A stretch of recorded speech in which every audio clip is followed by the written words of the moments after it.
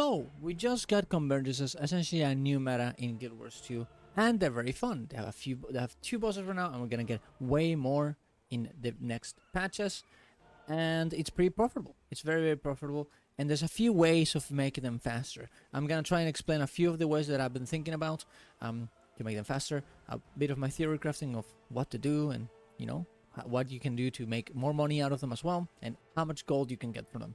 Subscribe to my channel if you want more stuff like this, and let's go. So, what do you do for this meta? What essentially you have to do is kill these little champions, protect Soja because she will get killed, and if she dies, everyone dies, and you have to heal her by collecting these orbs and giving it back to her as well to make her be have more health, right? And of course, as well, the orbs that you get will make you do more damage. So ideally, you wanna protect Soja, but also not give her too many of those orbs, because that way you can do more damage and make the meta faster. And the faster you do it, the better gold per hour you have. Meta will start, and you're gonna have 2 minutes of preamble, of killing ads, protecting Soja, getting some orbs, and there's also gonna be some siege engines attacking Soja. So might as well have some people kill them so they don't annoy you during the fight. They will respawn from time to time, but honestly, after that, it's really not really worth it to kill them. I don't think it's worth to just go kill the champions and just protect Soja and healing her during the fight, while having a specific type of group protecting them. But that's beside the point. After this, after these 2 minutes, 3 champions will spawn. You'll want to divide your group into 3 parts, so you kill them all. You can pull them together, but it's kind of hard. So if they end up going together, that's nice, so you can clear them down. But otherwise, just have 3 groups, equally sized groups, killing all of the ads. Of course, also is without saying, but you should have all of your subgroups set up so you have 1 alacrity and 1 quickness on each of your 5-man subgroups. You're just gonna have to say each subgroup, go to this one, go to this one, go to this one, right? Yeah. But you can just say, for example, let's say that you have 9 squads, but 9 subgroups. Just say 1, 2, 3, go north. 4, 5, 6, go east. 7, 8, 9, go west. After you're done with these champions, after you kill them, you want to split your group into 5 mini groups.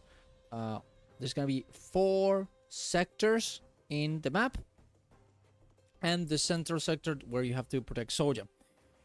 Well, that one you need some people protecting Soja, right? And honestly, this one can have a little bit less people depending on what your situation is with your squad. You might actually be having it might be good to just have like 5 people there instead of 10. But if you have 50 people, it might be better to just have 10 people there and then 40 people divided into the 4 sectors, so 10 per sector, which makes it a bit easier to understand. Now, what you're gonna have to do in the sectors is that there's gonna be 5 lieutenants in each of the sectors that need to be killed.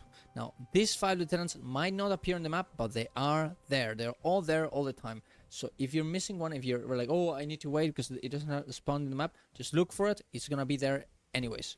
You can always be doing damage. Ideally, you wanna bring them together if they're close to each other, so you can cleave them down and doing double damage to both of them. But this might not actually be the case every time. I was thinking that maybe we could have like maybe ideally you would want to have 1 group for each of the lieutenants, but there are 20 lieutenants, so that would mean that you would have to have 2.5 people in each of the lieutenants, so it wouldn't really make sense. So I think it's better to just be 10 people per sector, and they're all killing 1 champion. You could also, and at a time, and but you could also be like, all right, we can have 2 squads, 5-man subgroups, right, per sector, and both of them go to 1 specific champion, right? You could do that to make it faster, but that also is kind of hard to command. It's kind of hard to tell which one should go to which place, so it's honestly easier, in my opinion, to just 10 people per sector, they kill one champion, move to the next one, move to the next one, move to the next one. Just kill all of the same at the same time. After this, you're gonna have to fight the boss. For this, I would actually recommend. Well, there's not that much things to recommend. This is 2 bosses that you have to kill as fast as possible. But, and this has been happening through the whole fight, you're gonna be getting some orbs. The orbs will give you more power, but also will make your health go lower. So depending on how risky you wanna get, you're gonna have to manage how many orbs you wanna get for yourself. Also, if you go downstage, you will lose all of your orbs. So consider that. Don't be too greedy if you know that you're not gonna make it. And if you know that you're gonna die, just go deposit them at Soja. That way, you know that they're gonna be used.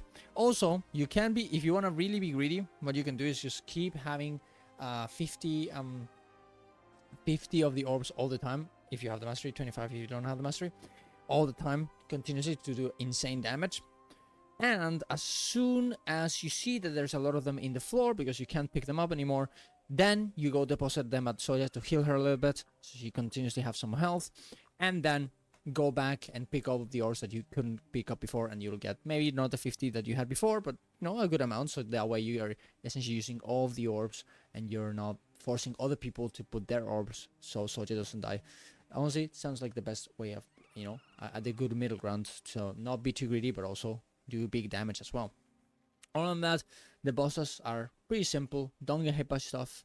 There's not really a lot of tricks that you can do here, I don't think, other than, I guess having boons and having, I'm pretty sure stab probably works a little bit in Aegis, right? This kind of stuff. Just do the mechanics, If you're in the Demon Knight, if you get the little circle thing with the meteor that will essentially hit everyone, move out of the group, right? That's pretty nice. If you're against the Wyvern, don't get hit by the things. Don't get hit by the little lines. And try to, and when the C bar comes out, CC it as fast as possible so they don't push you into the lines and into the damage. If you see those little ads also that start doing a laser that kills people, kill them, easy. Other than that, when the boss will move around in between different places, open your map or see the minimap to see where they are, and use the ley lines if you can to get faster there. Maybe get with your sky skill very, very high in the air, so you can then get out of your sky skill and go to your griffin so you go faster. But other than that, there's not that much. Now, for builds, for things that you can do in this meta, there's actually, you can get Sigil of Knight and Sigil of Demon Slaying. They both get permanent 10% each damage because it is a knight and you're killing demons, so you'll get permanent 10% damage, 20% damage that you can't really do in other places. You can also go for Sigil of Cruelty or stuff like this that will give you, or sigils that essentially stack the more you kill ads, but they're probably not as good as this ones. I was actually thinking about making builds where the more things you kill, the more things you reset. Like, for example, I'll talk about that. I was thinking of making some builds that have some interactions with every time you kill something, something happens, like Vindicator, with still the stamina because there's a lot of ads. So every time you kill something, your stamina goes back. But to be honest, there are a lot of ads, but most of the time you're going to be killing the champions anyways. So it doesn't really work out very well. I will be thinking about builds that are good for convergences for sure. And maybe try and think out, some wacky ideas that I can use so we can have more fun with it for sure, and more open world builds. But overall, I think just having Knight Sigil and Demon Sigil on it seems to be the better idea. Now, protocols also apparently, this thanks to Crone, I didn't know about this until Snowcross Crone mentioned it in one of his videos. Apparently, offensive and defensive protocols do work on public, not on private, but on public, which is actually very interesting to know. So you can do even more damage with that. Now, there's a lot of things that you can do to big, huge damage, which is very, very fun to make it way faster, right? So all of those things are very important to make you do way faster kills and way faster convergences, and you know what that means? Way better gold. Now, speaking of gold, let's talk about what you can get from this. You can get a lot of things: essences, tiers, materials for legendaries, runes of holding, and sky skull skins as well. As you can see, the sky skill weapons look absolutely beautiful. I really like them. I actually got one of them already, but you can get them by doing the convergences, so it's actually pretty cool. So these are the numbers. This is the gold that you can get from convergences. The daily is essentially 3.3 gold, because you get your 2 gold daily liquid, and you're also get an amalgamated gemstone and 3 rare unidentified gears, which are essentially 1.3 gold or more or less. So essentially you end up with 3.3 gold, plus random tiers, random materials that you get from killing it will give you the daily, a full run of just the daily 12.45 gold, right? So 12 gold and 45 silver. Non-daily, so without considering this, 9.15 gold, right?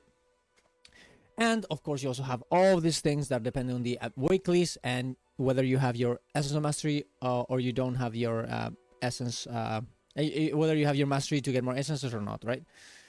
As you can see, these are the numbers, right?